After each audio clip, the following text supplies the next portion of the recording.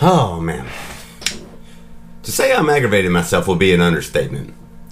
Yesterday, I left my external microphone at home, so when I recorded, I was already aggravated that it was going to have crappy audio. But then, on top of that, I get home and I get an SD error. So I lost everything I shot yesterday. I decided to change the format of how I was doing everything. Tried out something new, wanted to see how it was going. It was more like this, like where I'm sitting down actually talking to the camera instead of carrying it around. And I have no idea what that looks like because I never got to see it. But that's beside the point. It's Tuesday, September the 10th.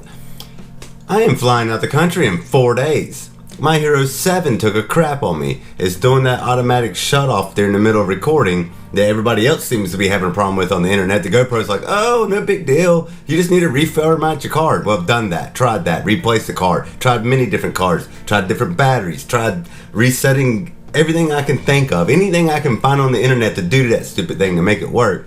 I've tried it. It is still not working. GoPro is not doing anything about it. So I'm aggravated. I spent $400 some. I guess it was $400. I think it was $400, maybe $350. I don't remember now. I did get it on sale, so I did pay less than $400. I think it was closer to $300 now that I think about it. But anyways, that's beside the point. The thing is, this was going to be my vacation camera. This was my go-to camera for everything.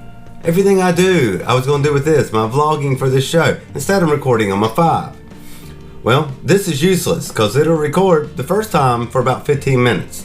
Then it automatically shuts off. Hopefully it repairs the file. Sometimes it does, sometimes it doesn't. It just depends. Well, if you keep trying to use it, it starts recording for 1 second, which is useless. But anyways, I digress on that camera.